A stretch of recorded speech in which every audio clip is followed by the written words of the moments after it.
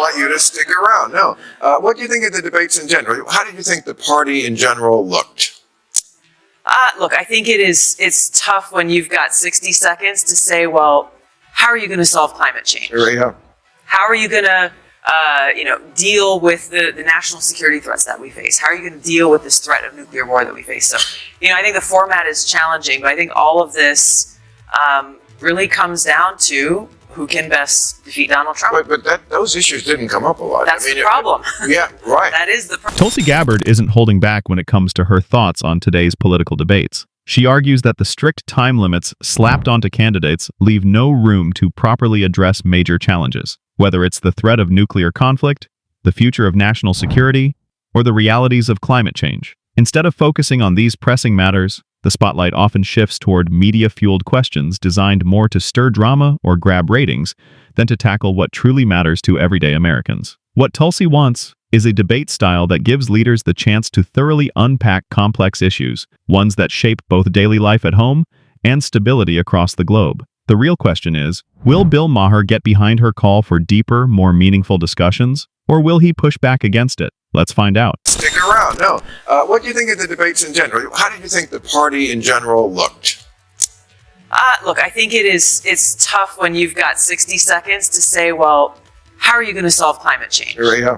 How are you going to deal with the national security threats that we face? How are you going to deal with this threat of nuclear war that we face? So, I think the format is challenging, but I think all of this really comes down to who can best defeat Donald Trump. But those issues didn't come up a lot. That's the problem. Yeah, right. That is the problem. Right. Well, if I was just a passing viewer who was like checking over the field, shopping, my first look at a lot of these people, I would have thought, well, the Democrats really, really, really, really, really, really care about illegal immigrants. They also care somewhat about health care and energy and the environment, mostly about how they affect illegal immigrants. At one point last night they were asked, or was it your night, just raise your hand if you think that illegal immigrants should get free health care. And they all raised their hand, and this was the New York Post headline today, who wants to lose the election? Tulsi Gabbard raises a serious concern about the way debates are currently structured. She warns that shallow formats don't just limit discussion, they also sway voters with flashy one-liners instead of thoughtful solutions. The danger, she argues, is that this approach leaves people either tuning out or making choices based on style rather than substance. Her vision is simple. Create debates where candidates are measured by their knowledge and readiness to lead, not by who can land the snappiest remark. And when Bill Maher presses her on this point, Tulsi's response is nothing short of fascinating. Well, look, I saw an interview that you did recently talking specifically about how the media is driving for profits and ratings and divisiveness, rather than actually looking at what are the real issues that the American people are struggling with. How are we as candidates running for president seeking to solve those challenges?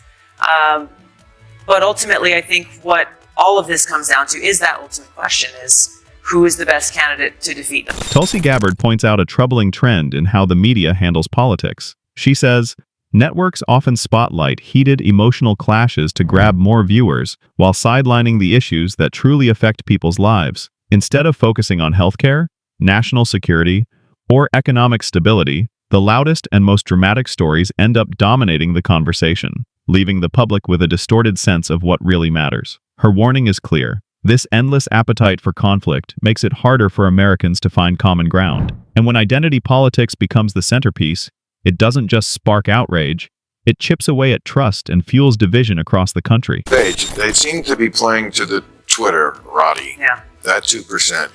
One thing I like about you is, having been to war, I feel like your attitude about the Twitter people is like, I've been to war, so like I could give a shit what you people say about me. Pretty much it. Yeah, I think so. It's true, though. I mean, this is really about leadership, or the lack thereof. And we have too many politicians who, put their finger up to the Twitter wind and see which way it's blowing, right, and then respond or change their position or whatever the case may be, rather than actually leading, looking at these issues based on their merit, on their substance, saying, what is in the best interest of the American people. That's what I try to do. And honestly, people have a hard time figuring me out because I don't play those games. Right. I don't fit in those boxes that they set up. Right. And I mean, politicians have always put their finger to the wind. That's okay to some point. You're supposed to represent, to a degree, the people who voted for you. But put your finger up to the 98%, not the 2%. If you're going to put your finger in the wind, don't do it to the 2% wind, is my request. Tulsi Gabbard warns that when leaders chase likes and retweets, they risk trading genuine solutions for quick applause. In her view, this creates a culture where politicians choose flashy gestures that look good online, but fail to deliver real results. The temptation to ride internet trends, she argues, can overshadow the harder, more meaningful decisions that actually improve people's lives. For Tulsi, true leadership isn't about pleasing the crowd. It's about standing firm on critical issues and pushing forward with practical answers, even when those choices are unpopular or spark controversy. A display like that of Trump with Putin, he's done this before, but with the American flag pin, I think you got to take that pin off if you're okay with that. Look, getting back to what our mission is, what our focus is putting the interests of the American people above all else. And that is the problem with Washington. Whether it's one party or the other party, they'll go after the other party while they turn a blind eye to the problems of their own, rather than putting the people first. Yeah, I know. So one place where you're fairly similar to Trump is you're a non-interventionist. Yeah. I mean, you see this with Iran lately. He's kind of torn. Part of him, of course, always wants to strike back. Yeah. But he has kind of staked his claim, foreign affairs-wise, on being the guy who does not want us to get into more wars, more regime change wars. You're on that same page. He talked a lot about that in his 2016 campaign. But through his administration and through his presidency, we've seen something very different. I think that's why a lot of folks who voted for him they feel very betrayed. Why? What wars has he got into? You mentioned Iran. He says he doesn't want to go to war with Iran. But if you look at the actions that he and his administration have taken, and maybe he's not aware of it, maybe these guys are doing it on their own, John Bolton, Mike Pompeo, and others, but every single decision that they have made towards Iran is laying the groundwork for an eventual war. But we're not there yet, and he could have done it last week when they shot. Well, look, I saw an interview that you did recently talking specifically about how the media is driving for profits and ratings and divisiveness, rather than actually looking at what are the real issues that the American people are struggling with. How are we as candidates running for president seeking to solve those challenges?